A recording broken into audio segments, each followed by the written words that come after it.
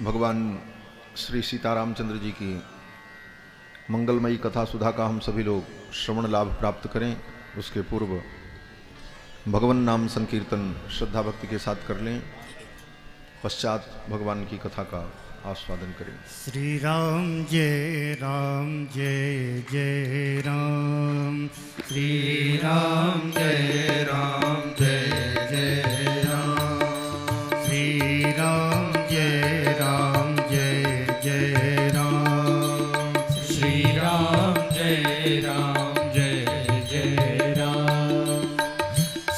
राम जय जय राम, श्री राम जय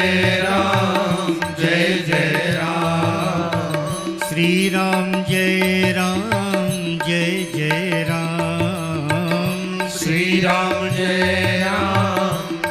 जय राम, श्री राम जय जय राम, श्री राम जय जय राम, श्री राम जय जय राम, श्री राम जय जय राम, सीताराम जय सीताराम, सीताराम जय सीताराम, सीताराम जय सीताराम, सीताराम जय सीताराम, श्री राम जय जय राम, श्री राम जय जय राम,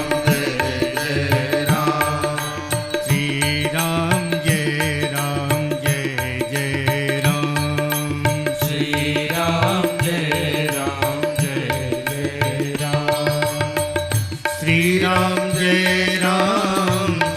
जय राम, श्री राम जय जय राम, श्री राम जय जय राम, श्री राम जय जय राम, श्री राम जय जय राम, श्री राम जय हो जय राम, श्री राम जय जय राम, श्री राम जय जय राम, श्री राम जय जय राम, श्री राम जय जय राम, जय रघुनंदन जय सिया राम, जय रघुनंदन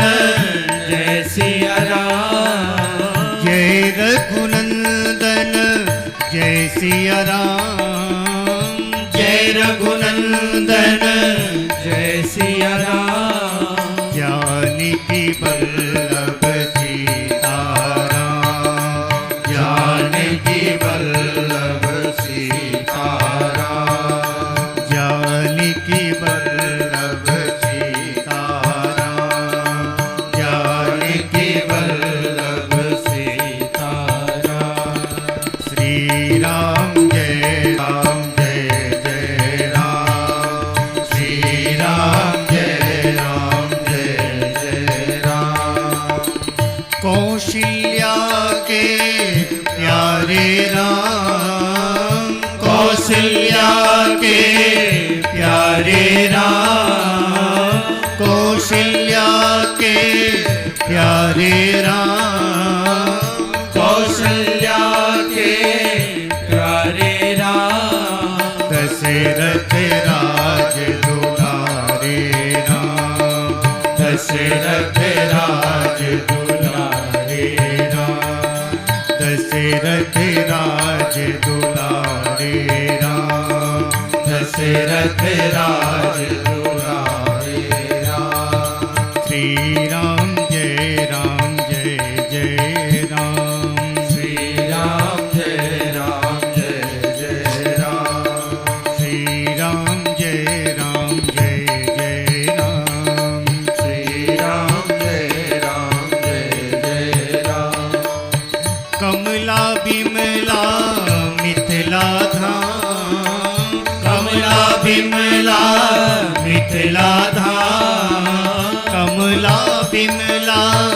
मिथिला धाम कमला बिमला मिथिला धाम अवध सरयू सीताराम अवध सरयू सीताराम अवध सरयू सीताराम अवध सरयू सीताराम श्री राम जय जय राम श्री राम जय जय राम श्री राम जय जय राम श्री राम जय श्री राम जय श्री राम जय जय राम श्री राम जय जय राम श्री राम जय जय राम श्री राम जय जय राम श्री राम जय जय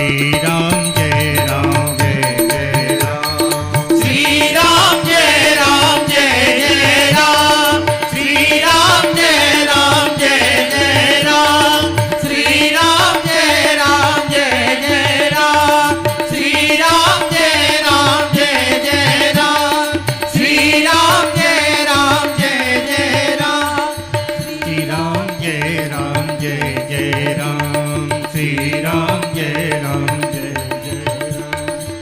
सीताराम जय सीताराम सीताराम जय सीताराम सीताराम जय सीताराम सीताराम जय सीताराम सीताराम जय सीताराम सीताराम जय सीताराम सीताराम जय सीताराम सीताराम जय सीताराम सीताराम जय सीताराम सीताराम जय सीताराम सीताराम जय सीताराम सीताराम जय सीताराम सीताराम जय सीताराम सीताराम जय सीताराम श्री सीतारामचंद्र भगवान की जय श्री राधा कृष्ण भगवान की जय श्री हनुमान जी महाराज की जय जय सीताराम। तान पूरा नहीं लगा।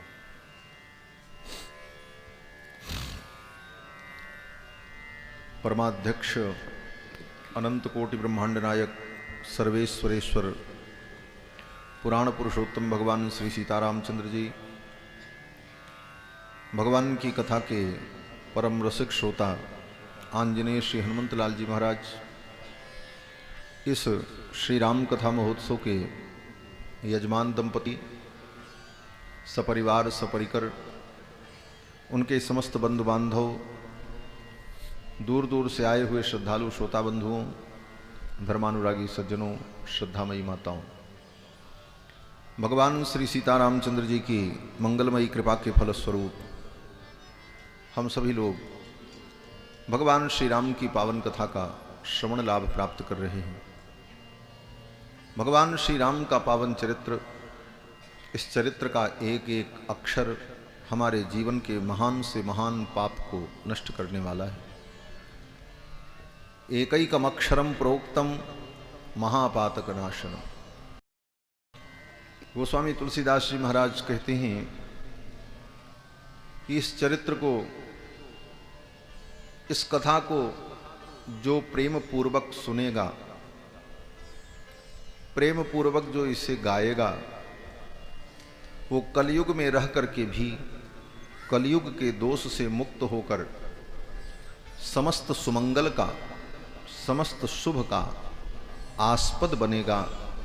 उसके जीवन में मंगल और दिव्यता आ जाएगी। जे यही कथहि स्नेह समेता, कही हैं सुनी हैं समुझ समेता, हुई हैं राम चरण अनुरागी, कलिमल रहित सुमंगल भागी।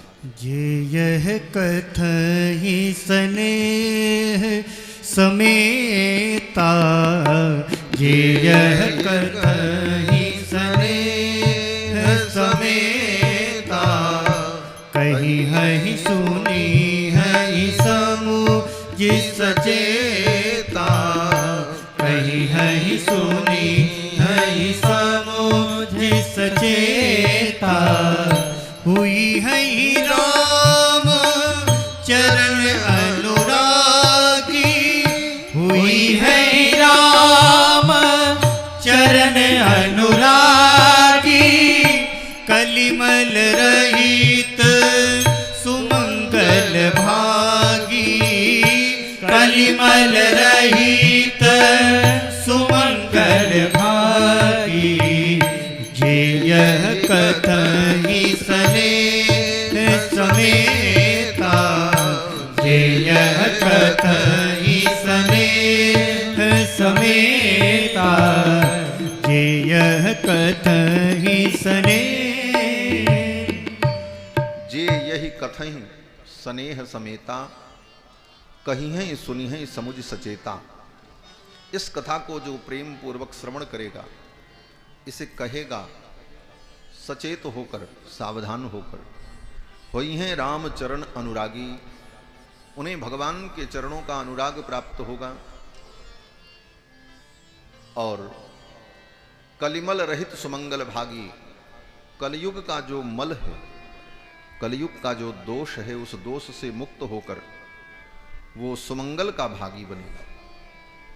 कलयुग का दोष क्या है? कलयुग का सबसे बड़ा दोष यही है, कलि प्रभाव विरोध चहु ओरा। कलयुग का सबसे बड़ा दोष है विरोधाभास। जहां देखो वहीं विरोध है, भाई का भाई से विरोध, बाप का बेटे से विरोध, पति का पत्नी से विरोध, मित्र का मित्र से विरोध, पड़ोसी का पड़ोसी से विरोध, गुरु का चेले से विरोध, चेले का गुरु से विरोध। सब संसार में यही दिख रहा है। ये विरोधाभास, विरुद्ध चिंतन, यही कलयुग का प्रभाव है। कलि प्रभाव विरोध चहु ओरा। और विडंबना यह है कि हम केवल दूसरों में दोष दर्शन करते हैं, अपने को हम सही और ठीक मानते हैं और हर व्यक्ति में कहीं न कहीं हम कमी ढूंढते रहते हैं। अपने अंदर की कमी को हम नहीं देख पाते। आत्मनो बिल्व मात्राणि पश्यन्नपि न पश्यति, खलः सरसप मात्राणि पर छिद्राणि पश्यति। दूसरे के अंदर सरसों के बराबर छेद हो, राई के बराबर कमी हो, वो हमें दिखाई पड़ती है, और अपने अंदर बेल के बराबर कमी हो फिर भी वो दिखाई नहीं पड़ती। और इसका परिणाम कि हम एक दूसरे की आलोचना और विरोध करते ही अपना जीवन बिता देते हैं और इसी में जीवन की सारी ऊर्जा और शक्ति चली जाती है। ये कलयुग का प्रभाव है और इससे बचने का यही उपाय है कि हम भगवान की कथा को सुने, भगवान के चरित्र को सुने। भगवान के चरित्र को सुन करके ही भगवान के चरणों में अनुराग होता है। भगवान की कथा अगर कोई नहीं सुनता है तो उसे भगवान के चरणों में प्रेम भी नहीं हो सकता, कदापि नहीं हो सकता। और जब तक भगवान के चरणों में प्रेम न हो तब तक भगवान को पाना असंभव है। राम ही केवल प्रेम प्यारा। भगवान को न धन प्रिय है, न भगवान को संपत्ति प्रिय है, भगवान को तो केवल प्रेम प्रिय है। राम ही केवल प्रेम प्यारा, राम ही केवल प्रेम प्यारा।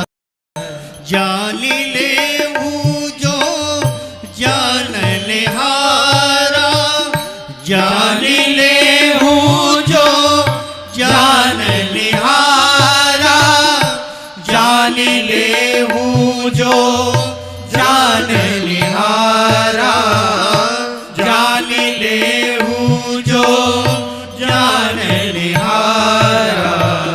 राम ही केवल प्रेम प्यारा, राम ही केवल प्रेम प्यारा, राम ही केवल प्रेम प्यारा। भगवान के चरणों में हमारा प्रेम हो, अनुराग हो, इसका यही उपाय है कि हम भगवान की कथा को श्रवण करें। क्योंकि जिस वस्तु को हम जानते नहीं, जिस वस्तु को हमने कभी देखा नहीं, जिस वस्तु के विषय में हमने कभी सुना नहीं, ऐसी वस्तु से कभी प्रेम भी नहीं हो सकता। आप ही बताओ, दुनिया में कोई ऐसी वस्तु हो जिसको आपने न देखा हो न उसके विषय में सुना हो और उस वस्तु से आपको प्रेम हो? असंभव। जिस वस्तु को आप जानोगे ही नहीं और जिसके विषय में आप कुछ सुने भी नहीं हो, ऐसी वस्तु की लालसा भी कभी मन में नहीं हो, ऐसी वस्तु से कभी प्रेम भी नहीं होते। तो भगवान के चरणों में प्रेम हो, इसका उपाय बोले भगवान को हम सुने। भगवान क्या है, परमात्म तत्व क्या है, इसको हम सुने। और सुनने की यही विधि है। श्रोतव्यो मंतव्यो निदिध्यासितव्यः। वेदों ने कहा कि श्रोतव्यो, पहले सुनो, और सुनने के बाद मंतव्यः, इसका मनन करो, और मनन करने के बाद बोले निदिध्यासितव्यः, इसका निदिध्यासन करो, इसको अपने जीवन में उतारो, इसे अपने हृदय में स्वीकार करो, तो इसका परिणाम हम भगवान के चरणों को प्राप्त कर ले। भगवान के चरणों की प्रीति मिले, इसका यही उपाय है कि हम भगवान के चरित्र को सुने। बड़े बड़े ऋषि मुनि महात्मा भी निरंतर भगवान के चरित्र को सुनते और सुनाते हैं। ऐसा दिव्य अद्भुत भगवान श्री राम का पावन चरित्र कल के प्रसंग में आप सभी लोगों ने श्रवण किया कि मिथिला में चारों भाइयों का विधि पूर्वक विवाह संपन्न हुआ। विवाह की सारी विधियां संपन्न हुई। करी होम विधिवत गांठ जोरी, होने लागी भावरी। विधिवत वर-वधू के आंचल को जोड़कर चारों वर चारों वधू ने अग्नि की परिक्रमा की। सिंदूर दान की विधि हुई। सखियां ठाकुर जी को कोहबर में लेकर के गईं। कोहबर में अनेक प्रकार के हास विलास, मनोविनोद, ये सब लीला हुई। कोहबर में कौन कौन सी विधि हुई? गोस्वामी जी महाराज कहते हैं कि वहां रनिवास में कोहबर में जो जो विधि हुई उसका वर्णन हम नहीं कर सकते। बोले क्यों? बोले उसको तो वहां की सखियां ही जानती हैं। रनिवास हास विलास रस कही जात नहीं, तिन्ह जानही अली। उनको तो अलियां ही जानती हैं, सखियां ही जानती हैं। विवाह संपन्न हुआ और सभी लोगों ने कहा भरी भुवन रहा उछाह, राम विवाह भा सबही कहा। सब ने कहा कि राम जी का विवाह हो गया। भरी भुवन रहा उछाह, राम विवाह भा सबही कहा। भरी भुवन रहा उछाह, राम विवाह भा सबही कहा। कही बाती बरनी सिरा रसना, एक यह मंगल महा। कही भांति बरनी सिरा रसना, एक यह मंगल महा। भरी भुवन रहा उछाह, राम विवाह भा सबही कहा। भरी भुवन रहा, भरी भुवन रहा, भरी भुवन रहा। भरी भुवन रहा उछाह, राम विवाह भा सबही कहा। राम जी का विवाह संपन्न हो गया। इसके पश्चात विदाई की बात आई। विवाह संपन्न होने के बाद दशरथ जी महाराज ने कहा जनक जी से कि अब आप विदा कर दो, हम अयोध्या जाएंगे। बहुत दिन हो गए, राजकाज सब ठप पड़ा हुआ है। क्यों बोले, अयोध्या से आने में, बारात को पहुंचने में 4 दिन लगा था मिथिला पहुंचने, और फिर आने के बाद तिथि तय हुई कि कब विवाह होगा, और वो भी तिथि 3 दिन आगे की तिथि थी, 7 दिन हो गए।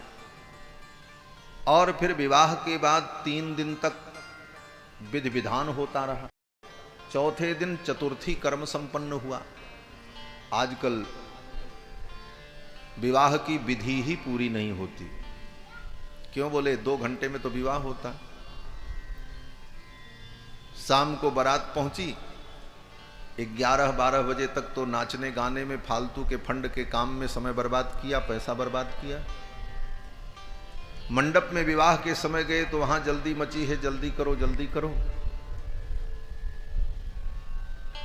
फोटो खिंचाना और अपने आप को दिखाना ये ज्यादा महत्वपूर्ण हो जाता है विवाह में। शादी की विधि, विवाह की विधि महत्वपूर्ण नहीं रह जाती आज के समय। प्रदर्शन ज्यादा होता है। और जबकि विवाह में ये जीवन का सबसे महत्वपूर्ण संस्कार होता है। जिस संस्कार के लिए लाखों रुपए खर्चा करके इतनी बड़ी तैयारी की, वो संस्कार विधि पूर्वक न हो तो उसका क्या परिणाम। 2 घंटे रात में जो विवाह की विधि होनी है वो भी ठीक से नहीं हो पाती। और विवाह की विधि के लिए योग्य ब्राह्मण भी व्यक्ति नहीं ढूंढ पाता। ऐसे ऐसे पंडित हमने देखा है महाराज, विवाह कराने वाले। कि पंडितों की आलोचना नहीं, समाज इस विषय को महत्व नहीं देता, इसलिए पंडित जी लोग भी ऐसे ही करते हैं। बोले ठीक है करो। एक जगह मैंने देखा पंडित जी विवाह कराने बैठे, मंत्र की कौन कहे, दोहा चौपाई बोल बोल करके विवाह करा रहे। सिंदूर दान की जब विधि आई तो कहा सिंदूर दान करो। बर जब सिंदूर दान करने चला तो मंत्र क्या पढ़ रहे थे, बोले लाल देह लाली लसे अर्धर लाल लंगूर वज्र देह दानो दलन जय जय जय कबसु। सिंदूर डालो। क्यों बोले, विधि तो मालूम नहीं हुई। और आदमी जो विवाह कराने वाले और करने वाले लोग हैं, उनको इन चीजों से कोई लेना देना नहीं। वो तो तमाशा दिखा रहे हैं। दुनिया का जो तमाशा है उसमें कोई कमी नहीं होनी चाहिए। ऑर्केस्ट्रा बढ़िया होना चाहिए, आतिशबाजी बढ़िया होनी चाहिए, होटल अच्छा बुक होना चाहिए, लेकिन इन सब कार्यों के साथ साथ कोई योग्य विद्वान ब्राह्मण भी आना चाहिए विधि कराने वाला। इस पर विचार नहीं होता व्यक्ति। ये विडंबना नहीं तो और क्या है। इन्हीं कारणों से हमारे संस्कार नष्ट होते चले जा रहे हैं। विवाह होने के बाद भी 1-2 साल बीतते बीतते सब खटपट हो जाती है, सब बिगड़ जाता है। क्यों? क्योंकि उस संस्कार को आपने महत्व नहीं दिया। योग्य विद्वान ब्राह्मण को बुलाकर उस विधि में कोई कमी नहीं रखनी चाहिए। शास्त्र की जो विधि है उसकी भी तैयारी होनी चाहिए। जैसे हर चीज की आप तैयारी करते हैं, 1 महीना पहले, 4 महीना पहले होटल की बुकिंग होती है। क्यों बोले, उस समय खाली नहीं मिलेगा। उसी तरह विवाह की तिथि तय होते ही सबसे पहला काम किसी पवित्र तीर्थ से संपर्क करके किसी योग्य विद्वान को तय कर लो, उसे दक्षिणा दो, वो आएगा, विवाह कराएगा। जहां लाखों रुपए की आतिशबाजी हो रही है, फालतू में धन का अपव्यय हो रहा है, वहां पर योग्य ब्राह्मण को बुला लेने में क्या आपत्ति, जो आकर के विधिपूर्वक आपका संस्कार संपन्न करा। लेकिन उसके प्रति लोगों की रुचि नहीं।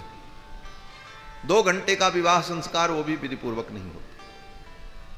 और रात्रि में जो विवाह की विधि होती है, उस विवाह की विधि के बाद 3 दिन बाद चतुर्थी कर्म होता है, चौथे दिन। और चतुर्थी कर्म जब संपन्न होता है, उसी अग्नि में चरु बनाकर देवताओं को आहुति देकर उस चरु का पति और पत्नी दोनों भक्षण करते हैं। वह चतुर्थी कर्म जब संपन्न होता है तब विवाह की विधि पूरी होती है।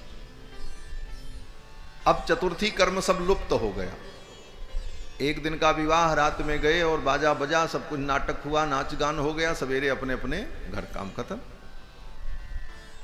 चतुर्थी कर्म जैसा महत्वपूर्ण कर्म विवाह संस्कार में लोगों ने लुप्त कर दिया। वो सारे कर्म अब नहीं होते, आधा अधूरा कर्म व्यक्ति कर रहा है। तो चतुर्थी कर्म चौथे दिन संपन्न हुआ राम जी के विवाह में। बारात आने में 4 दिन, उसके बाद बारात जब आई तो जनवासे में विवाह की जब तिथि तय हुई तो बोले आज के 3 दिन बाद उत्तरा फाल्गुनी नक्षत्र में विवाह होगा। मुहूर्त निकाला गया और उसी समय गुरुदेव वशिष्ठ ने कहा चारों कुमारों का गोदान कर्म हो। केशांत संस्कार अभी बाकी था, विवाह के पहले केशांत नाम का संस्कार होता है। फिर वो संस्कार वहीं संपन्न हुआ मिथिला में। उसके बाद तब विवाह की विधि हुई। विवाह के 4 दिन बाद चतुर्थी हुई और ये सब करते एक पखवाड़ा बीत गया। दशरथ जी महाराज ने कहा अब विदाई करो, बहुत दिन हो गया, अयोध्या का राजकाज सब ठप पड़ा है, अभी जाने में भी 4-5 दिन लगेंगे। और विदाई की जब बात की तो बार बार आग्रह करके श्री जनक जी महाराज दशरथ जी को रोक लेते हैं। संकोच में दशरथ जी महाराज रुक गए। फिर एक दिन बीता, फिर विदाई की बात की, फिर आग्रह किया। ऐसे कई दिनों तक आग्रह पूर्वक बरातियों को जनक जी ने रोके रखा। मिथिला के संत तो कहते हैं कि जब दशरथ जी ने बहुत आग्रह किया तो जनक जी ने कहा ठीक है, बारात को विदा कर देते हैं, दुल्हा सरकार को यहीं छोड़ दो। हाँ। बारातियों को विदा कर दिया और दुल्हा सरकार को मिथिला में ही ठाकुर जी को मिथिला वासियों ने रोक लिया। बोले महाराज कुछ दिन और रुको। और मिथिला में तो आज भी परंपरा है, आप जनकपुर जाओ, मिथिला क्षेत्र की परंपरा है कि विवाह होने के बाद बारात विदा हो जाती है, बारात तो अपने घर चली जाती है, दूल्हे को रोक लेते हैं और 1-2 दिन नहीं, कम से कम 15 दिन दूल्हा अपनी ससुराल में ही रहता है ब्याह के बाद, उसके बाद उसकी विदाई होती। आज भी अभी भी परंपरा। कई ऐसे हमारे शिष्य हैं मिथिला में जो बच्चे किसी कंपनी में अच्छे पद पर कार्य कर रहे थे, कोई नौकरी कर रहा, उनके ब्याह का समय आता है तो बड़ी समस्या होती, इतनी लंबी छुट्टी कहाँ मिले, क्यों? बोले 15 दिन तक तो ससुराल में ही रहना पड़ेगा, वो वहां की परंपरा है। तो राम जी को भी रोक लिया मिथिला वासियों ने, बोले अभी जाना ठीक नहीं, कम से कम 15 दिन तो आप रुको। 15 दिन जब रोक लिया राम जी को तो पूस का महीना आ गया, अगहन में तो विवाह हुआ, पूस का महीना आ गया। राम जी ने कहा अब विदा कर दो। तो मिथिला के पंडितों ने कहा मुहूर्त देखना पड़ेगा, कोई बढ़िया मुहूर्त हो तब विदाई हो। तो मुहूर्त देखने चले तो पंडितों ने कहा ये खरवास है, धनु राशि पे जब सूर्य रहते हैं तो पूस का महीना खरवास होता है, खरवास में कोई विवाह आदि शुभ कार्य नहीं होते। पंडितों ने कहा इस धनुर्मास में, खरवास में तो विदाई हो नहीं सकती, अब खरवास बीत जाए, खरमास बीत जाए तब शुभ मुहूर्त में विदाई होगी। 1 महीना इस प्रकार बीत गया। माघ का महीना आ गया, बोले अब विदाई कर दो। तो मिथिला के पंडितों ने और मिथिला की सखियों ने कहा सरकार अब तो होली आने वाली है और हमारे यहाँ की परंपरा है कि होली में बेटी, पहली होली में बेटी अपने नैहर में रहती है और अभी किशोरी जी यहाँ से जाएंगी तो इतनी जल्दी लौट करके आना संभव नहीं है, इसलिए अब होली तक तो आप रुक ही जाओ और अपने ससुराल की होली भी देख लो, ससुराल में कैसी होली होती। इस प्रकार कह करके मिथिला की सखियों ने दुल्हा सरकार को रोक लिया होली तक और कहा होली में आपको हम होली खिलाएंगे। और आपने अयोध्या की होली तो बहुत देखी है, लेकिन मिथिला की होली भी देख लो, ससुराल की होली भी देख लो।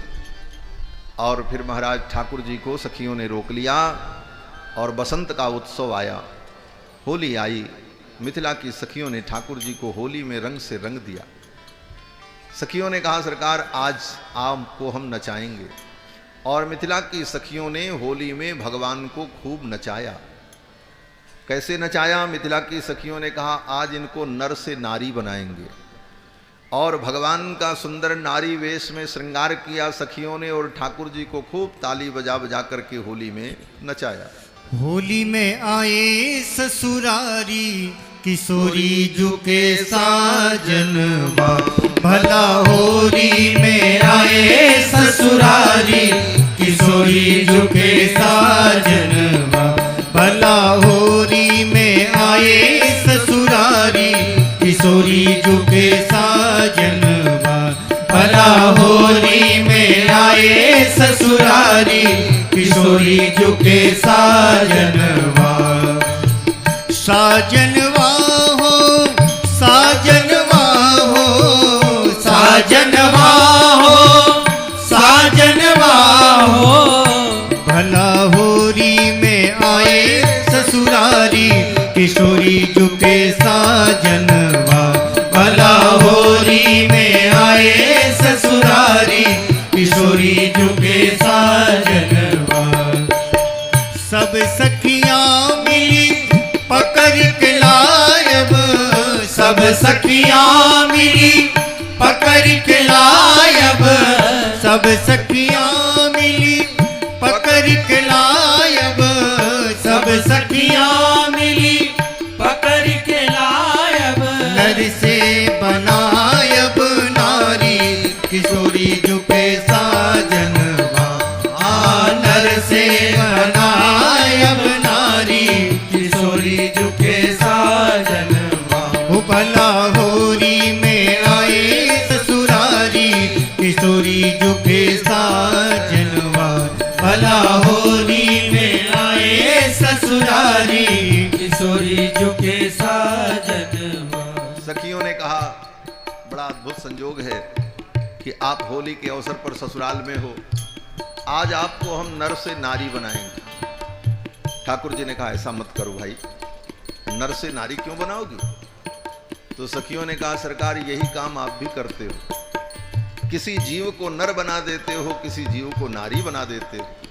इस सृष्टि में किसी को नर किसी को नारी बना करके आप लीला करते हो, तो आज आप भी आए हो तो आपको भी हम आज नर से नारी बनाएंगे। और सखियों ने ठाकुर जी को पकड़ा। नर से बनायब नारी किशोरी जुके साजनवा, हाँ नर से बनायब नारी किशोरी जुके साजनवा, भला होली में आए ससुरारी किशोरी जुके साजनवा, भला होली में आए ससुरारी किशोरी जुके साजनवा। नख बेसर झुम का पहिरायब, नख बेसर झुम का पहिरायब, नख बेसर झुम का पहिरायब, नख बेसर झुम का पहिरायब, कस के पहिरायब सारी किशोरी जुके साजनवा, कस के पहिरायब सारी किशोरी जुके साजनवा। भला होली में आए ससुरारी किशोरी जुके साजनवा, भला होली में आए ससुरारी किशोरी जुके साजनवा। अबीर गुलाल मुख में लगायब, अबीर गुलाल मुख में लगायब, अबीर गुलाल मुख में लगायब, अबीर गुलाल मुख में लगायब, तकी तकी मारब पिचकारी किशोरी जुके साजनवा, तकी तकी मारब पिचकारी किशोरी जुके साजनवा। भला होली में आए ससुरारी किशोरी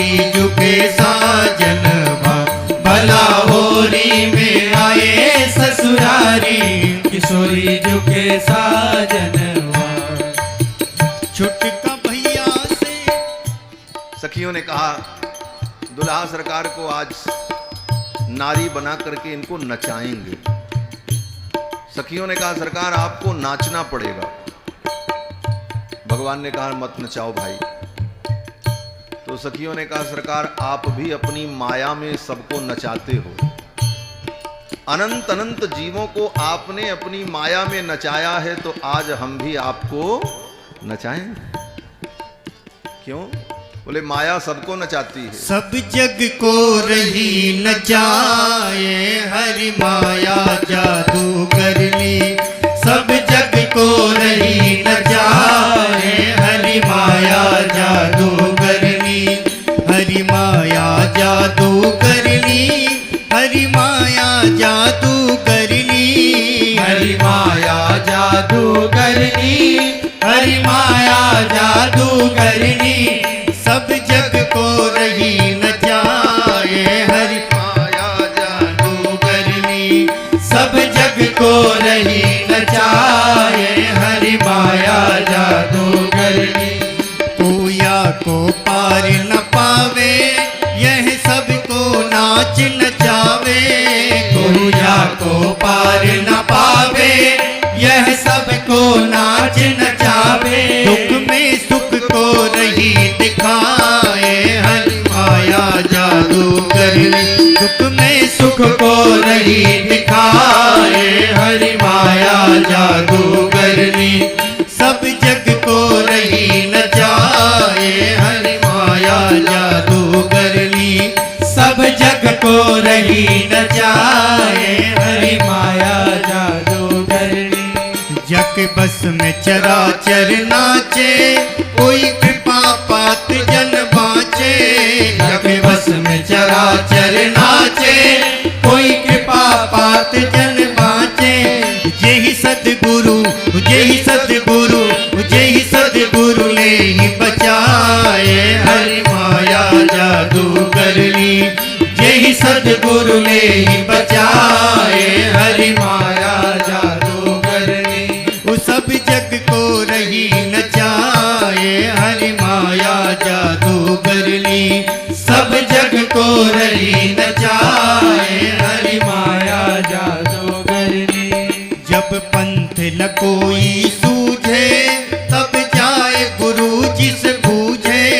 जब पंथ कोई न सूझे, तब जाए गुरु जिस बूझे। जब पंथ न कोई सूझे, तब जाए गुरु जिस बूझे। जब पंथ न कोई सूझे, तब जाए गुरु जिस बूझे। वो बचबे को, वो बचबे को, वो बचबे को कौन उपाए, हरि माया जादू कर ली। वो बचबे को कौन उपाए, हरि माया जादू कर ली। वो सब जग को रही नचाए, हरि माया जादू कर ली। सब जग को रही नचाए, हरि माया जादू करनी। जो राम नाम नित बोले, सोया सो निर्भय डोले। जो राम नाम नित बोले, सोया सो निर्भय डोले। जो राम नाम नित बोले, सोया सो निर्भय डोले। जो राम नाम नित बोले, सोया सो निर्भय डोले। तई गुरुवर, वो तई गुरुवर, वो तई गुरुवर कैल बताए, हरि माया जादू कर ली। तई गुरुवर कैल बताए, हरि माया जादू करनी। वो सब जग को रही नचाए, हरि माया जादू कर ली। सब जग को रही नचाए, हरि माया भगवान की माया ऐसी विलक्षण है कि बड़ों बड़ों को नचा देती। मिथिला की सखियों ने कहा सरकार आपने अपनी माया के द्वारा जीवों को खूब नचाया, आज हम आपको नचाएंगे। कैसे नचाएंगे? बोले आपने तो माया के द्वारा नचाया, और हम बोले भक्ति के द्वारा नचाएंगे। एक बार भगवान ने भक्तों से कहा कि भक्तों, मेरे पास 2 शक्तियां हैं, तुम कौन सी शक्ति लेना चाहोगे? तो भक्त ने कहा, वो दोनों शक्तियां कौन कौन हैं? आओ विराज जाइए। बोलो श्री सीतारामचंद्र भगवान की जय। भगवान ने कहा, मेरी 2 शक्तियां हैं, एक का नाम है माया और एक का नाम है भक्ति। भक्तों ने पूछा, इन दोनों में अंतर क्या है? तो भगवान ने कहा, माया ले जाओगे तो तुम्हें नाचना पड़ेगा, माया ले जाओगे तो तुम नाचोगे, और अगर भक्ति को ले जाओगे तो मैं नाचूंगा। अब तय करना है, तुम स्वयं नाचना चाहते हो कि हमको नचाना चाहते हो? तो भक्त बड़े चतुर होते हैं। राम ते अधिक राम कर दासा। भगवान के भक्त भगवान से भी ज्यादा चतुर होते। कभी कभी तो भगवान भी अपने भक्तों के सामने अपनी प्रतिज्ञा छोड़ देते हैं। भक्तों के सामने भगवान को अपनी प्रतिज्ञा छोड़ देनी पड़ती है। अपना मान भले टल जाए पर भक्त का मान न टलते देखा। भक्तों ने कहा, प्रभु आपकी माया ने हमको बहुत नचाया। सूरदास जी कहते हैं ना कि नाचो बहुत गोपाल। हे गोपाल, हम तो बहुत नाचे माया में, लेकिन अब बोले अब नाचने का मन नहीं करता, अब नचाने का मन करता। आपने माया के द्वारा हमें नचाया, अब हम भक्ति के द्वारा आपको नचाएंगे। जिन परमात्मा की माया सारे संसार को नचाती है, उस मायापति परमात्मा को भगवान के भक्त अपनी भक्ति के द्वारा नचाते हैं। वृंदावन में गोपियों ने अपनी प्रेम लक्षणा भक्ति के द्वारा भगवान को नचाया। ताही अहिर की 6 हरियां छछिया भर छाछ पे नाच नचा। कन्हैया से कहती हैं नाचो, श्याम सुंदर कहते हैं क्या मिलेगा? तो गोपियां छाछ लेकर के खड़ी होती हैं और कहती नाचो तो छाछ देंगे। एक चुरुआ छाछ के लिए गोविंद उन गोपांगनाओं के सम्मुख नाचते हैं, नृत्य करते हैं। क्या है? यही भक्ति की विशेषता है। भक्ति के वश में होकर भगवान भी नाचते और माया के वश में जीव नाचता है। मिथिला की उन सखियों ने कहा, ठाकुर आज हम आपको नचाएंगे, और सखियों ने भगवान को नचाया। होली के अवसर पर रघुनाथ जी को, रघुनाथ जी अब क्या करते? सखियों ने कहा नाचना पड़ेगा। तो राम जी ने बहाना ढूंढा, बोले कैसे नाचे? ऐसे थोड़ी नाच होती। नाचने के लिए कुछ बाजा बजे तब नाचने में मजा आता। ऐसे कोई कहे आप लोग खड़े हो जाओ नाचो, कोई नहीं नाचेगा। और जो बाजे बजने लगते हैं तो सब अपने आप सबका मन नाचने लगता, धीरे धीरे सब उठ जाते हैं। तो बाजा बजे तब नाचे। राम जी ने कहा कुछ बज तो रानी नाचे क्या? तो सखियों ने कहा सरकार उसका भी उपाय हमने कर रखा है। बोले क्या उपाय? बोले तुम्हारे 3 भाई जो है ना, ये क्या करेंगे, एक बाजा बजाएंगे, एक नाचेंगे। और सखियों ने लक्ष्मण जी से, भरत जी से, शत्रुघ्न जी से कहा आप लोग तीनों बैठो, बाजा बजाओ, एक तबला बजाओ, एक हारमोनियम बजाओ, एक मजीरा बजाओ, तब रघुनाथ जी नाचें। सखियों ने इस प्रकार ऐसा विनोद किया। छुटका भैया से साज बजवायब, छुटका भैया से साज बजवायब, छुटका भैया से साज बजवायब, छुटका भैया से साज बजवायब। इनको नचायब दे ताली किशोरी युगे साजनवा। हाँ इनको नचायब दे ताली किशोरी युगे साजनवा। भला होली में आए ससुरारी किशोरी युगे साजनवा। भला होली में आए ससुरारी किशोरी युगे साजनवा। भला होली में आए ससुरारी किशोरी युगे साजनवा। भला होली में आए ससुरारी किशोरी झुके साजनवा। सखियों ने दुल्हा सरकार को नचाया, बज नहीं रहा क्या? सखियों ने दुल्हा सरकार को नचाया तो नाचते नाचते ठाकुर थक गए। ठाकुर जी ने कहा बस करो, अब बहुत नाचे। तो सखियों ने कहा ऐसे छुट्टी नहीं मिलेगी। बोले तब?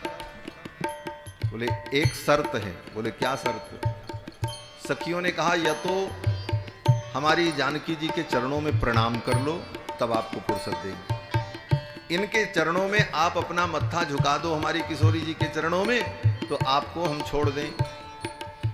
राम जी ने कहा हम पुरुष हैं, मर्यादा पुरुषोत्तम है, अयोध्या के राजकुमार हैं, एक नारी के चरणों में अपना सिर झुकावें? तो सखियों ने कहा ठीक है, कोई बात नहीं, तो दूसरी शर्त आप मान लो। बोले क्या शर्त? बोले आप हाथ उठा करके कह दो कि मिथिला की सखियों से हम हार गए, अपनी हार मान लो। भगवान ने कहा हाँ ये मान सकते हैं। क्यों? बोले मिथिला में जीतने के बाद व्यक्ति को हार ही मिलता है। मिथिला में राम जी ने इतना बड़ा काम किया, धनुष तोड़ा, उसके बाद भी उनको क्या मिला? हार ही तो मिला। जानकी जी ने गले में हार पहनाया, तो जीतने के बाद भी जहां हार ही मिलती हो, ऐसी मिथिला में हार जाने में ही भलाई है। इसलिए भगवान ने कहा हम हारने को तैयार हैं। हमरा किशोरी झुके पैया लागू, हमरा किशोरी झुके पैया लागू, हमरा किशोरी झुके पैया लागू, हमरा किशोरी झुके पैया लागू। नत कह मिथिला से हारी किशोरी झुके साजनवा। आनंद कह मिथिला से हारी किशोरी झुके साजनवा। भला होरी में आए ससुरारी किशोरी झुके साजनवा। भला होली में आए ससुरारी किशोरी झुके साजनवा। हमरा किशोरी झुके पैया लागू, हमरा किशोरी झुके पैया लागू, पैया लागू, हाँ पैया लागू, पैया लागू, हाँ पैया लागू। हमरा किशोरी झुके पैया लागू, हमरा किशोरी झुके पैया लागू। नत कह मिथिला से हारी किशोरी झुके साजनवा। आनंद कह मिथिला से हारी किशोरी झुके साजनवा। भला होरी में आए ससुरारी किशोरी झुके साजनवा। भला होली में आए ससुरारी किशोरी झुके साजनवा। किशोरी झुके साजनवा। किशोरी झुके साजनवा।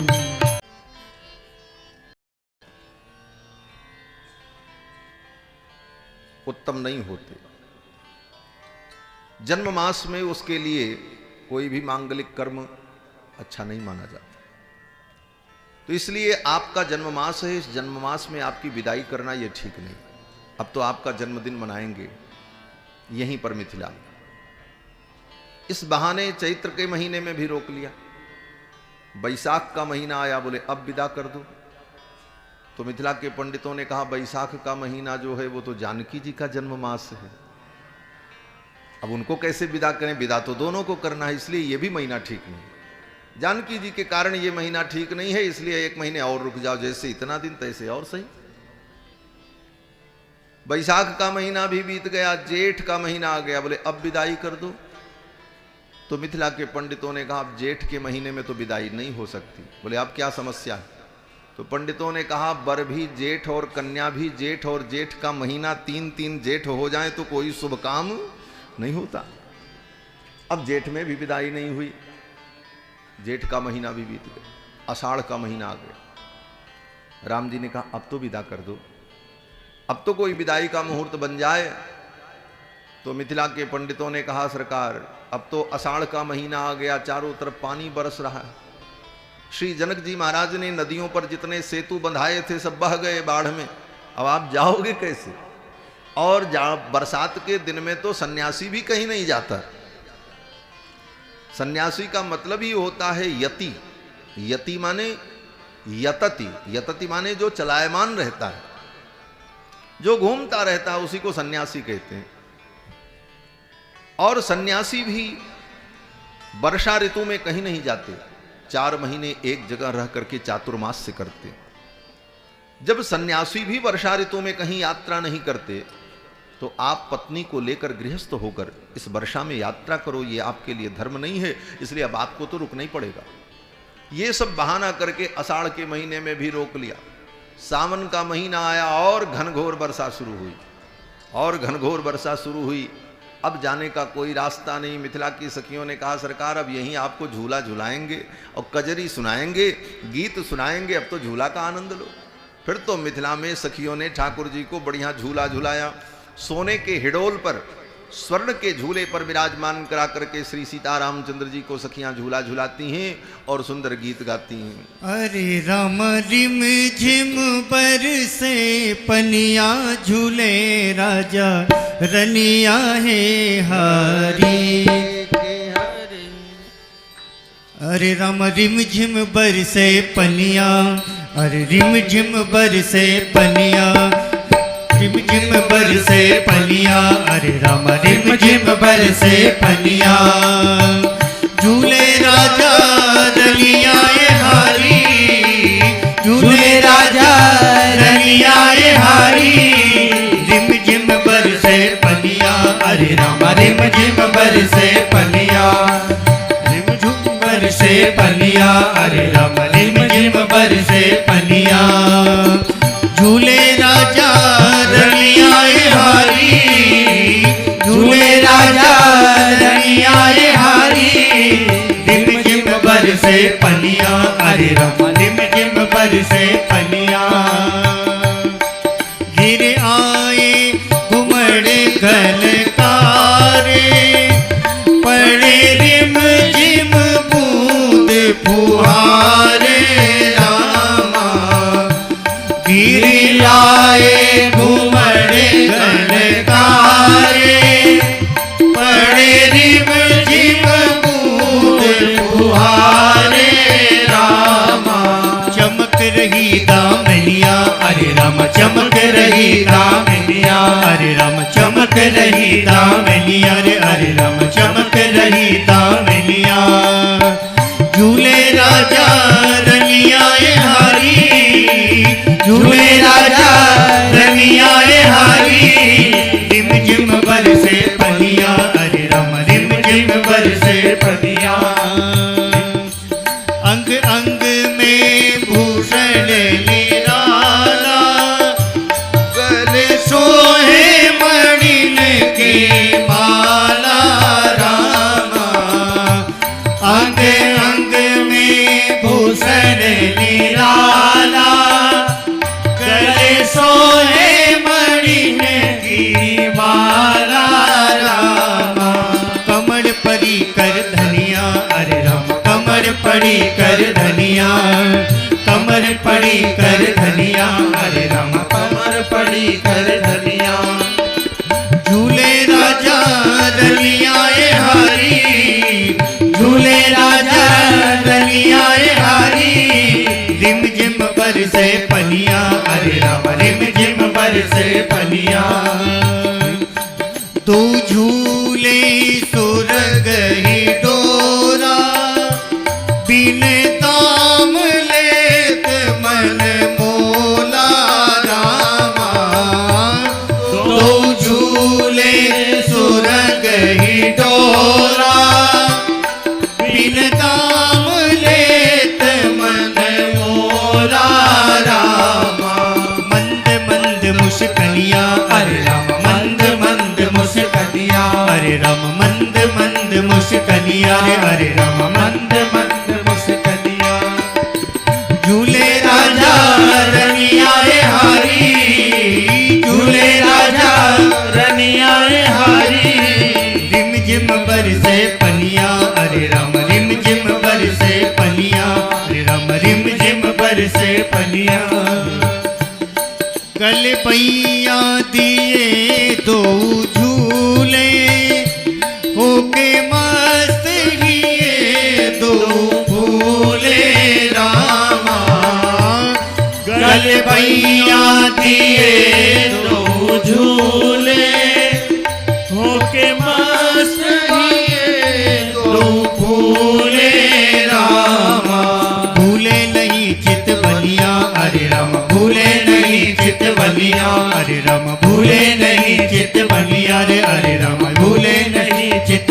पनिया झूले राजा रनियाए हारी झूले राजा रनियाए हारी रिम झिम बरसे पनिया अरे राम रिम झिम बरसे पनिया अरे राम रिम झिम बरसे पनिया रे अरे राम रिम बरसे पनिया झूले रनियाए हारी झूले राजा रनियाए हारी रिम झिम बरसे पनिया अरे राम रिम झिम बरसे पनिया अरे राम रिम झिम बरसे पनिया अरे राम रिम झिम बरसे हो जाए। लेकिन एक समस्या फिर आ गई। बोले क्या समस्या? बोले अब 15 दिन बाद भैया दूज है और भैया दूज में अब किशोरी जी फिर जाएं और फिर अयोध्या से आवें ये संभव नहीं। अब तो भैया दूज भी मना ही लेने दो, तब आप यहां से जाओ। भैया दूज भी हो गई, दीपावली बीत गई और यही करते करते कार्तिक का महीना भी बीत गया और फिर अगहन का महीना आ गया। साल के साल बीत गए और दुल्हा सरकार को विदा नहीं किया। क्यों नहीं विदा किया? बोले सखियां कहती हैं पहुना अब मिथिले में रहुना। अब तो आप यही मिथिला में ही रहो, जो सुख यहां होगा वो सुख आपको अयोध्या में नहीं मिलेगा। राम जी ने कहा क्यों, हमारे अयोध्या में क्या कमी? बोले आपके अयोध्या में सब कुछ है लेकिन आपको कोई गाली देने वाला नहीं है, आपकी सब आरती उतारने वाला। यहां तो सखियां आपको गाली सुनाएंगी। अयोध्या में आपके पास सब कुछ होगा लेकिन आपकी सारी सरहद अयोध्या में नहीं होंगी, वो तो यहीं मिलेंगी। इसलिए हे सरकार, जो सुख आपको यहां विदेह नगर में मिलेगा वो आपको अयोध्या में नहीं मिलेगा। जो सुख होत विदेह नगर में देह नगर में कहुना। ये विदेह नगर है, वो देह नगर है। जो सुख होत विदेह नगर में देह नगर में कहुना पहुना अब मिथिले में रहुना। हे पहुना अब तो मिथिले में रहो और आप अगर यहां रहोगे तो आपको हम करिया से गोर बना देंगे। ऐसी कौन सी विधि है? आज तक दुनिया में कोई ऐसी क्रीम नहीं बनी। वो भले कोई फेयर एंड लवली लगावे लेकिन कभी काला आदमी गोरा होता ही नहीं, थोड़ी देर के लिए भले हो जाए है? लेकिन मिथिला की सखियां कहती हैं हम गारंटी लेते हैं। बोले क्या गारंटी? बोले 6 महीने मेहनत करेंगे, आपकी सेवा करेंगे और 6 महीने में आपको हम करिया से गोर बनाए, आपको गोर बना देंगे। और सखियों ने कहा सरकार अब तो मिथिला ही में रुक जाओ। ए पहुना अब मिथिले में रहूना ए पहुना अब मिथिले में रहूना। जोन सुखबा ससुरारी में जोन सुखबा ससुरारी में तोन सुखबा कहूना ए पहुना अब मिथिले में रहूना ए पहुना अब मिथिले में रहूना। रोज सवेरे उबटन मल के इतर से नहवाइब रोज सवेरे उबटन मल के इतर से नहवाइब। एक महीना के भीतर करिया से गोर बनाइब एक महीना के भीतर करिया से गोर बनाइब। झूठ कहत ना पानी तन को हो झूठ कहत ना पानी तन को मौका एगो देऊ ना ए पहुना अब मिथिले में रहूना ए पहुना अब मिथिले में रहूना। नित नवीन मन भावन व्यंजन पर सब कंचन थारी नित नवीन मन भावन व्यंजन पर सब कंचन थारी नित नवीन मन भावन व्यंजन पर सब कंचन थारी नित नवीन मन भावन व्यंजन पर सब कंचन थारी। स्वाद भूख बढ़ जाई सुन सारी सरहज के कारी स्वाद भूख बढ़ जाए, सुन सारी सरहज के कारी। बार बार हम करब लिहोरा हो, बार बार हम करब लिहोरा, और किछु लेउना ए पहुना अब मिथिले में रहुना, ए पहुना अब मिथिले में रहुना। कमला बिमला दूध मती में झिझरी खूब खियाब, कमला बिमला दूध मती में झिझरी खूब खियाब, कमला बिमला दूध मती में झिझरी खूब खियाब, कमला बिमला दूध मती में झिझरी खूब खियाब। सावन माँ कजरी गा गा के झूला खूब झूलाएब, सावन माँ कजरी गा गा के झूला खूब झूलाएब। पवन देव से करब लिहोरा हो, पवन देव से करब लिहोरा, होले होले बहुना ए पहुना अब मिथिले में रहुना, ए पहुना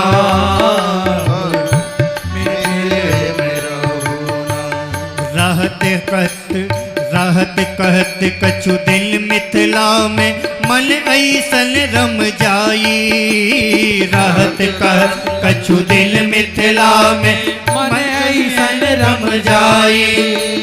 अवध नगरिया के पाहुन सपने में याद न आई, अवध नगरिया के पाहुन सपने में याद न आई। सुनबतिया गुरकुहू दुल्हा हो, सुनबतिया गुरकुहू दुल्हा, तेरी बहुना ए पहुना अब मिथिले में रहुना, ए पहुना अब मिथिले में रहुना। घर ना होई ई ससुरारी इतना बुझिया पक्का, घर ना होई ई ससुरारी इतना बुझिया पक्का। बड़े बड़े लोगन के ससुरारी में छूटे छक्का, बड़े बड़े लोगन के ई ससुरारी में छूटे छक्का। लाल लाल अखियां दिखियबो हो, लाल लाल अखियां दिखलइबो, तनिको डरिबो हमना ए पहुना अब मिथिले में रहुना, ए पहुना अब मिथिले में रहुना। हमर लिहोरा रघुनंदन से माने या ना माने, हमर लिहोरा रघुनंदन से माने या ना माने, हमर लिहोरा रघुनंदन से माने या ना माने, हमर लिहोरा रघुनंदन से माने या ना माने। पर ससुरारी के नाते परताप को आपन जाने, पर ससुरारी के नाते परताप को आपन जाने। या मिथिले में रह जइयो या हो, या मिथिले में रह जइयो या अपने संग में रहुना ए पहुना अब मिथिले में रहुना ए पहुना अब मिथिले में रहुना। जोने सखरा ससुरारी में जोने सुखबा ससुरारी में जोने सुखबा ससुरारी में तौने सुखबा कहूना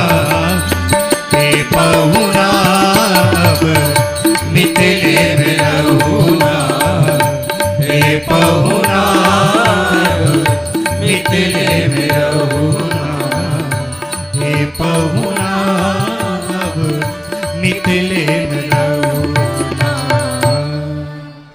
सखियों ने कहा सरकार अब तो मिथिला में आप रहो और ऐसी सेवा हम आपकी करेंगे कि आप अयोध्या को भूल जाओगे, सपने में भी अयोध्या की आपको याद नहीं आएगी।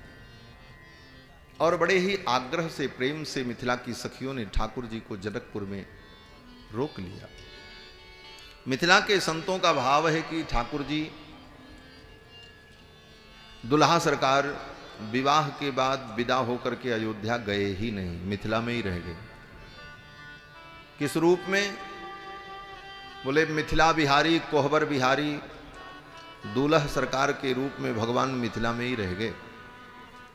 बोले भगवान मिथिला में ही रह गए तो बन कौन गया, रावण को किसने मारा? तो मिथिला के संत कहते हैं कि एक रूप से भगवान अयोध्या गए और एक रूप से मिथिला के भक्तों के भाव को पूर्ण करने के लिए भगवान मिथिला में ही सदा के लिए विराजमान हो गए। जैसे वृंदावन में कृष्णावतार में भगवान श्री कृष्ण कंस का वध करने के लिए एक रूप से मथुरा आते हैं और एक रूप से भगवान वृंदावन में ही रह गए। क्यों? बोले वेदव्यास जी कहते हैं वृंदावनम परित्यज्य पादमेकम न गच्छेत्। वृंदावन छोड़ करके भगवान एक पग बाहर नहीं जाते, कहीं नहीं जाते। तो फिर मथुरा कैसे गए? तो कहते हैं एक रूप से भगवान मथुरा चले गए और एक रूप से भगवान वृंदावन में रह गए। वैसे ही मिथिला के भक्तों के भाव को देखकर भगवान मिथिला बिहारी कोहबर बिहारी भगवान मिथिला में विराजमान रह गए और एक रूप से भगवान अयोध्या पधारे। ये तो भाव की लीला है। भगवान की भक्ति में, भगवान की उपासना में भाव की ही महिमा है। भावो ही विद्यते सर्वत्र तस्मात् भावो ही कारणम। भगवान की उपासना में, भगवान की भक्ति में भाव की ही प्रधानता होती है। और भक्त जिस भावना से भगवान का चिंतन करता है, यद्यद्धिया तवुरगाय विभावयन्ति तत्तद्वपु प्रणयसे सदनुग्रहाय। वेदव्यास जी कहते हैं जिस जिस भाव से भक्त भगवान का अनुभव करते हैं भगवान तदन रूप लीला करते, भगवान वैसी ही लीला करते। तो ये तो भाव की लीला है। और प्रगट लीला में, लोक लीला में भगवान मिथिला से विदा होकर के अयोध्या आए। बारात अयोध्या पहुंची। तीनों माताओं ने बधुओं की आरती उतारी और एक एक बहुओं को पालकी से, डोली से उतार कर गोद में लेकर के भीतर घर में गई। क्यों? बोले छोटी छोटी बच्चियां थी, 6-6 वर्ष की हैं बहुएं। गोस्वामी जी महाराज कहते हैं बधू सप्रेम गोद बैठारी बार बार ही हर्षि दुलारी। बहू को गोद में बैठा करके बार बार माताएं दुलार करती हैं, जैसे बच्चे से दुलार किया जाए। और बहुत देर तक मुंह दिखाई की विधि हो रही थी। होता है ना, विवाह होने के बाद बहू आती है तो आस पड़ोस की स्त्रियां बहू का मुंह देखने आती। बोले बहू कैसी? और मुंह देखने में नेग देती हैं। तो सबसे पहले तो घर की प्रधान सासू माँ ही मुख देखती। सबसे पहले महारानी कौशल्या मुख देखने के लिए आई। पहले मैं अपनी बहू का मुख देखूं। जानकी जी का मुख दर्शन करने के लिए, नेग देने के लिए, न्यौछावर देने के लिए महारानी कौशल्या ने 9 लखा हार बनवा करके रखा था, बड़ा बेशकीमती। बोले बहू का मुख देखूंगी तो यही हार भेंट करूंगी। लेकिन जब जानकी जी के मुखमंडल का दर्शन किया मां कौशल्या ने तो देखती ही रह गई। मां कौशल्या ने कहा बेटी आज मेरा अभिमान, मेरा गर्व चूर हो गया। क्या गर्व? कौशल्या जी ने कहा बेटी मुझे बड़ा गर्व था कि बहू कितनी भी सुंदर हो लेकिन मेरे राम से 19 ही होगी, 20 नहीं हो सकती। मुझे अपने बेटे पर बड़ा गर्व था, लेकिन आज मेरा गर्व चूर हो गया। बेटी तू तो मेरे राम से भी 20 है, मैं तुझे क्या मुंह दिखाई दूं? ये नौलखा हार तेरे योग्य नहीं है। मां कौशल्या ने कहा, बेटी ये राम तेरा पति है और मेरा पुत्र है, इस पे तेरा भी अधिकार है, मेरा भी अधिकार है, मां का भी अधिकार है और पत्नी का भी अधिकार है। लेकिन आज मैं अपना अधिकार भी छोड़ती हूं, राम केवल तुम्हारा है। यही मैं मुंह दिखाई नहीं देती। मां कौशल्या ने यही मुंह दिखाई दिया। फिर मां केकई का नंबर लगा। मां केकई ने सुंदर सोने का महल बनवा करके रखा था, जिसका नाम कनक भवन। आज भी अयोध्या में वो स्थल है, श्री कनक भवन बिहारी जी का मंदिर, जो भगवान का निज निवास है अयोध्या में। त्रेता युग में वो सोने का था, इसीलिए उसका नाम कनक भवन। और वो सोने का कनक भवन महारानी केकई ने बनवा करके रखा कि हमारे रघुनाथ जी आएंगे। तो अभी तक तो राम जी कहीं रहते थे, लेकिन अब तो गृहस्थ जीवन होगा, उनका स्वतंत्र कक्ष और घर होना चाहिए, व्यवस्था होनी। तो अलग से सोने का महल बनवाया और मुंह दिखाई में वो कनक भवन मां केकई ने भगवान को भेंट किया। जानकी जी को कनक भवन भेंट किया। कनक भवन की ताला चाबी सौंप दी, बोले आज से बेटी ये तेरा महल, तू यही निवास करे। और भगवान उसी कनक भवन में, कनक महल में विराजमान रहते। आज भी वो स्थल है कनक भवन। और भगवान की ऐसी अद्भुत कृपा कि कनक भवन के सामने ही हमारी कुटिया है। हम जहाँ रहते हैं कनक भवन बिहारी जी के ठीक सामने ही है। और दूसरा जो बड़ा आश्रम ये निर्मित हो रहा है, रामलला सदन देवस्थान, ये कनक भवन के पीछे पीछे भी है, आगे भी है। ठाकुर जी ने ही अपने पड़ोस में बसा रखा है। और हमारे संत तो कहते हैं कि कनक भवन बिहारी जी के दरवाजे पर पड़े रहो, इससे बड़ा और सौभाग्य क्या हो सकता है। कनक भवन दरवाजे पड़े रहो, कनक भवन दरवाजे पड़े रहो, जहाँ सिया राम जी विराजे पड़े रहो, जहाँ सिया राम जी विराजे पड़े रहो। कनक भवन दरवाजे पड़े रहो, कनक भवन दरवाजे पड़े रहो।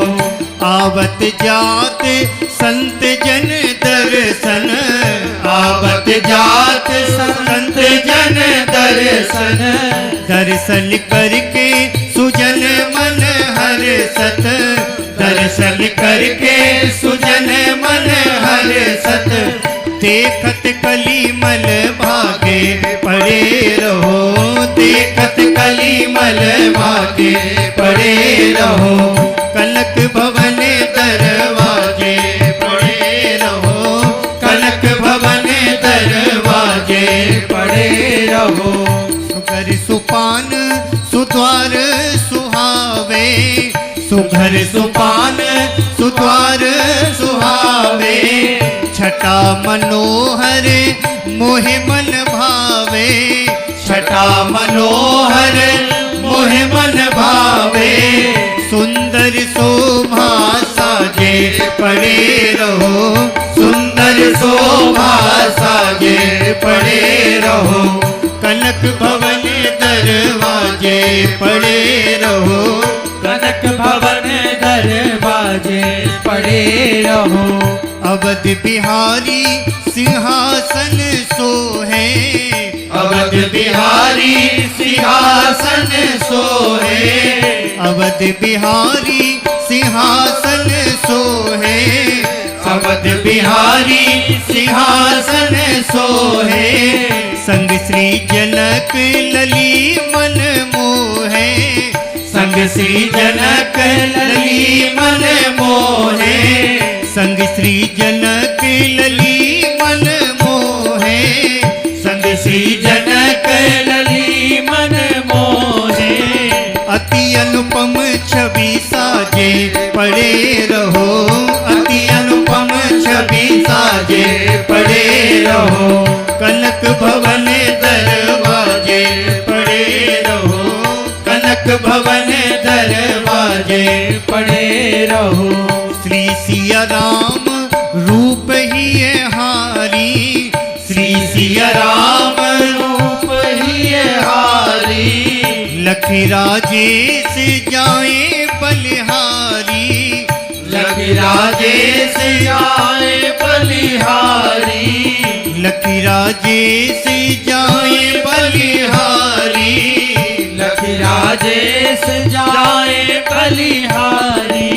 सुंदर शोभा साजे पड़े रहो, सुंदर शोभा साजे पड़े रहो, कनक भवन दरवाजे पड़े रहो, कनक भवन दरवाजे पड़े रहो।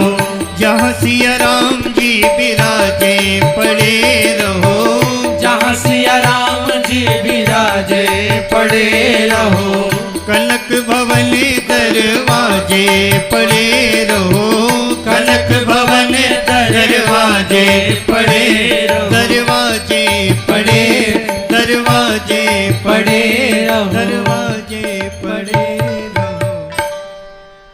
श्री कनक भवन भगवान का नित्य निवास अयोध्या में, बीचों बीच अयोध्या में। अयोध्या में बाहर के लोग तो अयोध्या में समझते हैं कि एक श्री राम जन्मभूमि,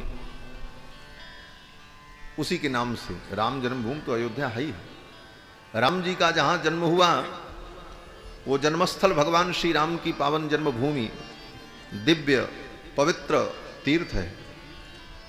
और उसके अतिरिक्त भी अयोध्या में अनेक ऐसे पवित्र स्थल हैं जिन स्थलों पर श्री रघुनाथ जी की दिव्य लीलाएं हुई, उनका भी बड़ा अद्भुत महत्व है।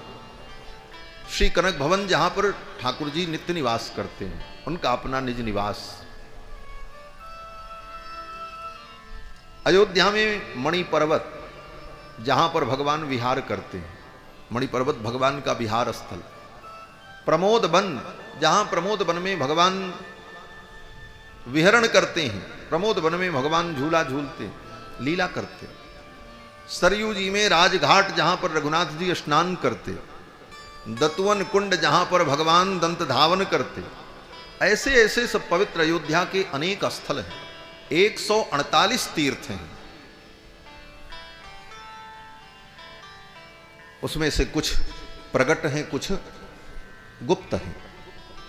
ऐसी दिव्य अयोध्यापुरी, अयोध्या स्वयं में साक्षात परमात्मा का स्वरूप है। अयोध्या च परब्रह्म सरयू सगुण पुमान। भगवान शंकर भगवती पार्वती को कथा सुनाते हुए कहते हैं कि देवी अयोध्या च परब्रह्म, अयोध्या ही साक्षात परब्रह्म है। सरयू सगुण पुमान, अयोध्या में जो सरयू नदी प्रवाहित होती हैं वो भगवान का सगुण रूप है, सगुण ब्रह्म है। और अयोध्या में रहने वाले जीव प्राणी कहते हैं तन्निवासी जगन्नाथ, जो अयोध्या में रहते हैं वो जगन्नाथ के स्वरूप है। सत्यम सत्यम वदाम्यहम, भगवान शंकर कहते हैं हे देवी मैं सत्य सत्य कहता हूं, अयोध्या पर ब्रह्म का रूप है, सरयू सगुण ब्रह्म है। और अयोध्या में रहने वाले सभी प्राणी, कीट पतंग, पशु पक्षी, मनुष्य सब भगवान जगन्नाथ के स्वरूप हैं। ऐसी दिव्य अयोध्यापुरी जो भगवान को अत्यंत प्रिय है। और अयोध्या ही नहीं प्रिय है, अयोध्या के लोग भी राम जी को बहुत प्रिय हैं। अति प्रिय मोहि यहाँ के वासी। अब आप ये मत सोचना कि महाराज जी अयोध्यावासी हैं इसलिए अयोध्यावासी की महिमा कह रहे हैं। अयोध्यावासी भी कई प्रकार के होते हैं। हमारे पूज्य स्वामी जी कहा करते थे अयोध्यावासी आप भी बन सकते हो यहीं बैठे बैठे। बोले कैसे? हमारे पूज्य महाराज श्री कहते थे अयोध्यावासी भी 4 प्रकार के होते हैं। कौन कौन? बोले एक अयोध्यावासी वो जो कहीं पैदा हुआ लेकिन अयोध्या में जाकर के बस गया, वो अयोध्यावासी। दूसरा बोले अयोध्या में पैदा हुआ और कहीं दूसरे जगह जाकर के बस गया लेकिन जन्म उसका अयोध्या में हुआ इसलिए वो अयोध्यावासी। और तीसरे अयोध्यावासी बोले कहीं भी व्यक्ति पैदा हो और जीवन में कभी अयोध्या का दर्शन भी न किया हो, लेकिन अयोध्या का स्मरण करता रहे, अयोध्या की लीलाओं का चिंतन करता रहे, तो वो भी अयोध्यावासी है। आप कहीं रहो, भाव से अयोध्या का स्मरण करते रहो, तो आप भी अयोध्या वास कर रहे हो। क्यों? बोले आपका मन अयोध्या में वास कर रहा है, वो भी अयोध्यावासी। और अगर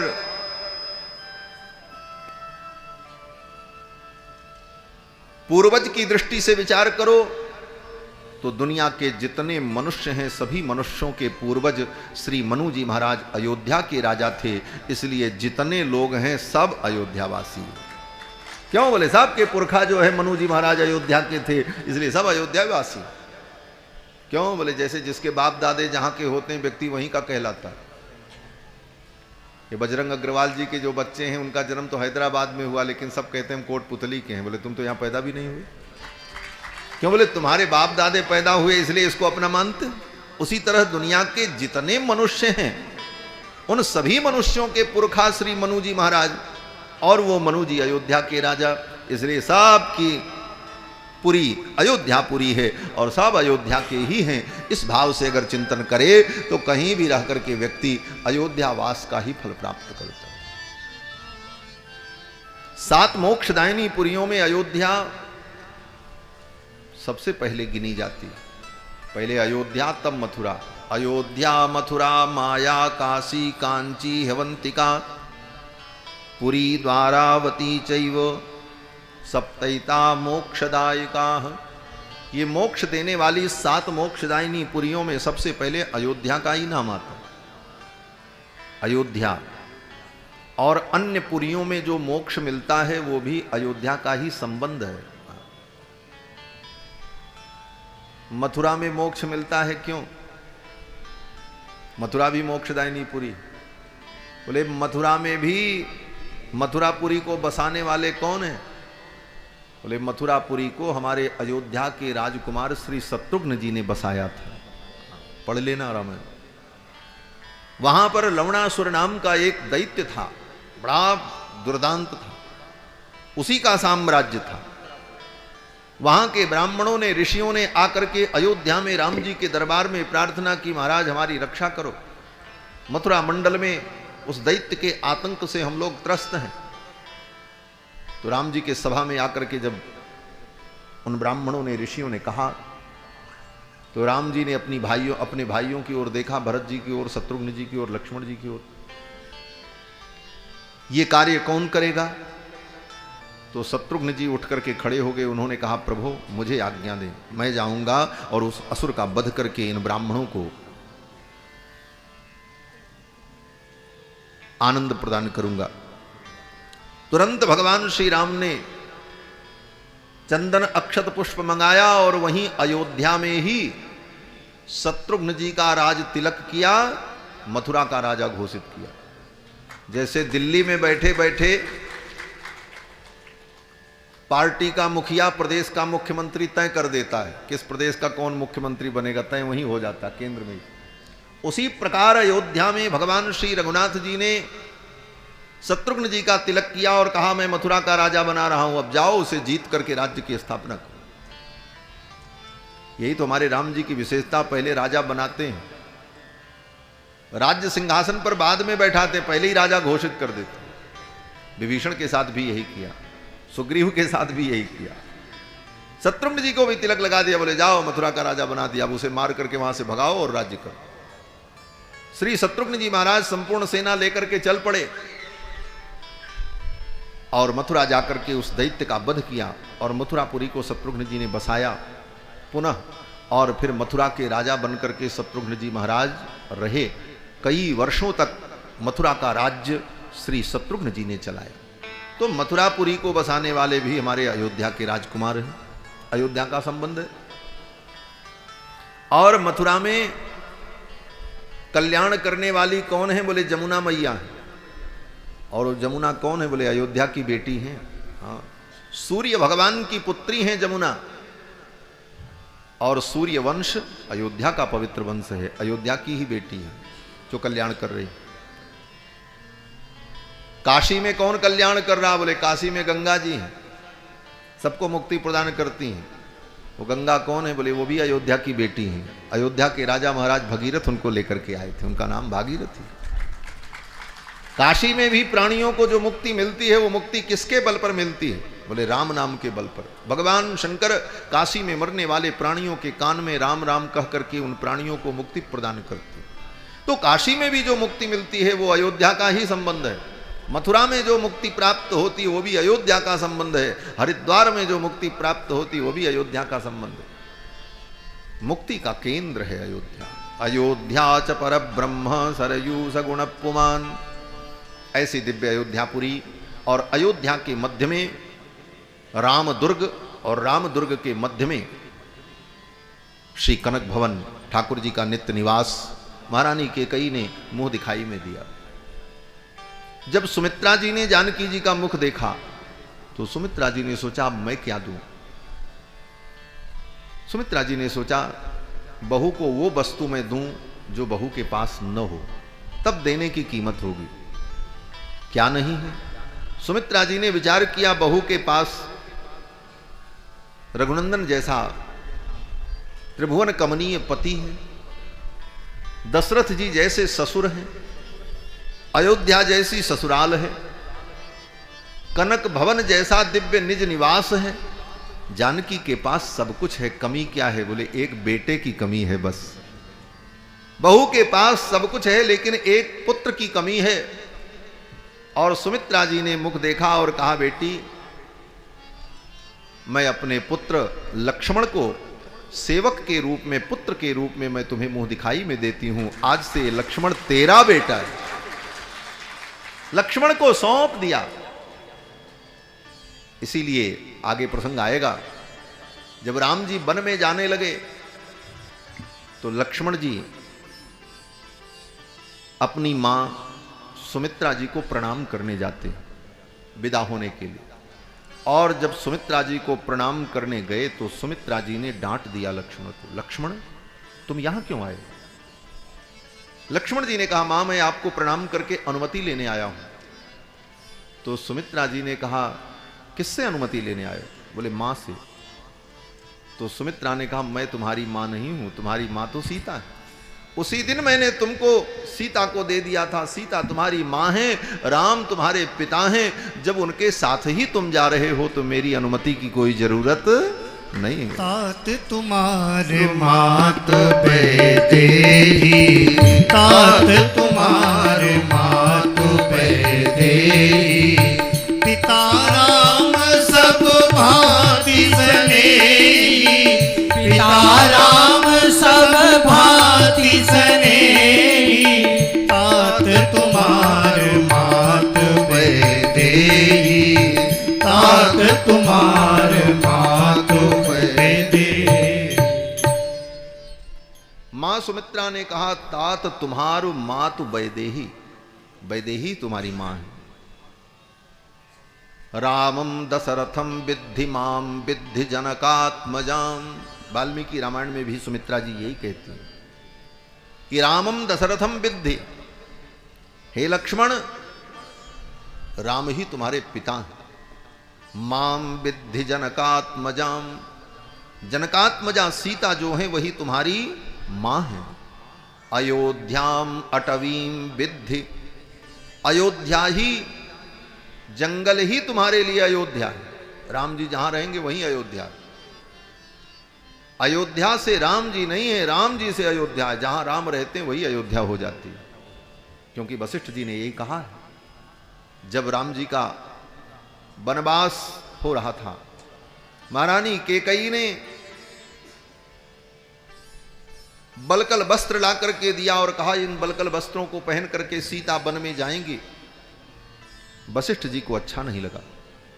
वशिष्ठ जी क्रोध में आ गए और वशिष्ठ जी ने कैकेयी को डांटा और कहा अति प्रवृत्ते दुर्मेधे कैकेयी कुलपामसिनी, अय कुल कलंकिनी, कुलपामसिनी तू अनर्थ कर रही, तू क्या समझती? राम वन में चले जाएंगे तो ये अयोध्या अयोध्या रहेगी। वशिष्ठ जी कहते हैं कि राम जी के चले जाने के बाद ये अयोध्या अयोध्या नहीं रहेगी। क्यों? तो वशिष्ठ जी ने राष्ट्र की परिभाषा बताई। राष्ट्र किसे कहते हैं? राष्ट्र की परिभाषा क्या है? भारतीय इतिहास में, और भारतीय इतिहास के सबसे प्रामाणिक प्रथम इतिहास ग्रंथ वाल्मीकि रामायण में महर्षि वशिष्ठ ने राष्ट्र की परिभाषा तय कर दी। राष्ट्र की परिभाषा क्या है? एक राष्ट्रीय गीत हो, एक राष्ट्रीय ध्वज हो, और एक राष्ट्र की भौगोलिक सीमा हो, और राष्ट्र का कोई नायक हो, इससे वो राष्ट्र होता है? वशिष्ठ जी कहते हैं नहीं, राष्ट्र उसे कहते हैं जिस राष्ट्र के आदर्श श्री राम हो, उसको राष्ट्र कहते हैं। राष्ट्र की यही परिभाषा तय की महर्षि वशिष्ठ ने। वशिष्ठ जी ने कहा कि न तद्भविता राष्ट्रम यत्र रामो न भूपति। हे केकई, वो राष्ट्र राष्ट्र नहीं होता जिस राष्ट्र के स्वामी राम नहीं होते। जो राष्ट्र राम के आदर्श पर नहीं चलता उसे राष्ट्र नहीं कहा जा सकता। तद्वनम भविता राष्ट्रम यत्र रामो निवस्यति। वो वन, वो जंगल ही राष्ट्र बन जाएगा जहां पर राम जी निवास करें। तद्वनम भविता राष्ट्रम यत्र रामो निवस्यति। जहां पर राम जी निवास करेंगे वो जंगल ही राष्ट्र बन जाएगा। तो राष्ट्र की यही परिभाषा है। राम जी जहां रहे वही अयोध्या। इसीलिए सुमित्रा ने लक्ष्मण जी से कहा तद्वनम भविता राष्ट्रम। सुमित्रा जी कहती हैं अयोध्याम अटवीम विद्धि गच्छतात यथा सुखम। हे लक्ष्मण, सुखपूर्वक जाओ अयोध्या। जंगल को ही तुम अयोध्या समझना। क्यों? बोले जहां राम जी रहेंगे वही अयोध्या है। तो सुमित्रा जी ने मुख दिखाई में अपने पुत्र लक्ष्मण को ही पुत्र के रूप में दे दिया। तीनों माताओं ने मुंह देखा। फिर तो सखियों की भीड़ आ गई देखने के लिए। अनेक सखियां मुख देखने के लिए आई, बधूटियां आई। बड़े सुंदर सुंदर भाव हैं। मुख दिखाई की जो रस्म हुई, चारों तरफ से जब सखियां और अयोध्या की सीमंतनियां बैठ गई मुख देखने के लिए, तो बड़ा अद्भुत कौतुक हुआ। क्या कौतुक हुआ? हमारे भक्तजन कहते हैं कि चारों तरफ से घेर करके जब स्त्रियां बैठी जानकी जी का मुख देखने के लिए, तो जानकी जी की परिक्रमा कर रही, कभी इधर जा रही कभी उधर, कहीं मुख दिख ही नहीं रहा जानकी जी का। ऐसा कैसे हो गया? कहते हैं चारों तरफ, आगे से पीछे से, अगल से बगल से, चारों तरफ से देखा, लेकिन कहीं जानकी जी का मुख नहीं दिख रहा। और जब जानकी जी का मुख देखना चाहती हैं तो उनको अपना ही मुख दिखाई पड़ने लगता है उन स्त्रियों को। बहू को मुख दिख्यो नहीं, बहू का मुख नहीं दिखा और अपना ही मुख दिखाई पड़ने लगा। अब उन स्त्रियों को बड़ा आश्चर्य हुआ और सब स्त्रियों ने कौशल्या जी से पूछा, महारानी ये कैसा चमत्कार है? काको तिलस्मात, काको बख्शीस है, सीसा को बनो बहू व बहू को बनो शीशा है। ये शीशा की बहू बनी हुई है कि बहू का शीशा बना हुआ है? देखने आते हैं बहू को तो बहू नहीं दिखती, अपना ही मुख दिखने लगता है। ऐसा दिव्य श्रीअंग जानकी जी का दर्पण के समान पारदर्शी कि जानकी जी के सामने जो स्त्री खड़ी होकर के उन्हें देखना चाहती है तो जानकी जी के श्रीअंग में अपनी ही परछाई दिखने लगती है। ऐसा विलक्षण रूप श्री जानकी जी का। मुख दिखाई की ये सब रस्म चल रही थी, रीत चल रही थी। तब तक दशरथ जी महाराज फिर एक बार भीतर आए महल में, क्योंकि ये तो महिलाओं का कार्यक्रम चल रहा था, वहां पुरुषों का प्रवेश था नहीं। बार बार दशरथ जी सोच रहे थे भीतर चलें और बहू को देखें। तो दशरथ जी महाराज फिर भीतर आए। दशरथ जी जब भीतर आए तो देखते क्या है कि ये सब विधि विधान चल रहा था, गीत गाए जा रहे थे और मुख दिखाई की विधि चल रही थी। तो दशरथ जी ने सोचा कि कब तक ये सब चलेगा। अंत में दशरथ जी ने महारानी कौशल्या से कहा, देवी अब ये सब बंद करो, ये सब बाद में होता रहेगा। बहू आई है, उसे विश्राम कराओ, भोजन कराओ, जल पिलाओ, क्योंकि बहू अभी बच्ची है, इसकी साज संभार करो। जैसे बच्चे की साज संभार की जाती है उसी प्रकार बहू की साज संभार करो। ये मुंह दिखाई की रस्म तो बाद में होती रहेगी। इस प्रकार दशरथ जी ने जब कहा तो मुंह दिखाई की रस्म समाप्त हुई। दशरथ जी महाराज कहते हैं, बधू लरिकनी पर घर आई, राख्यो नयन पलक की नाई। जैसे आंखों को पलकें संभालती हैं, पलकें आंखों की साज संभार करती हैं, उसी प्रकार बहू की साज संभार करना। ये कहकर दशरथ जी महाराज ने वो कार्यक्रम पूर्ण कराया और फिर बहुओं को लेकर के माताएं अंतःपुर में चली गईं। इस प्रकार अयोध्या में कई दिनों तक राम जी के विवाह के बाद कुछ न कुछ मंगल उत्सव चलता रहा। गोस्वामी तुलसीदास जी महाराज कहते हैं कि जब ते राम ब्याही घर आए, नित नव मंगल मोद बधाए। जब ते राम ब्याह घर आए, नित नव मंगल मोद बधाए। जब ते राम ब्याह घर आए, नित नव मंगल मोद बधाए। भुवन चारि दस भूधर भारी, सुकृत मेघ बरसई सुख बारी। भुवन चारि दस भूधर भारी, सुकृत मेघ बरसई सुख बारी। रिधि सिद्धि संपत्ति नदी सुहाई, उमग अवध अम्बुद कहूँ आई। रिधि सिद्धि संपत्ति नदी सुहाई, उमग अवध अम्बुद कहूँ आई। मणिगणपुर नर नारी सुजाति, सुचि अमोल सुंदर सब भांति। मणिगणपुर नर नारी सुजाति, सुचि अमोल सुंदर सब भांति। कहीं न जाई कछु नगर विभूति, जनु इतनी बिरंच कर तूती।